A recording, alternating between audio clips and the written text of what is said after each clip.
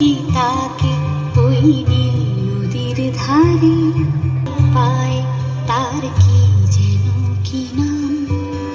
জলে ভেজা মাঠে আকাশে হাত বাড়ায়,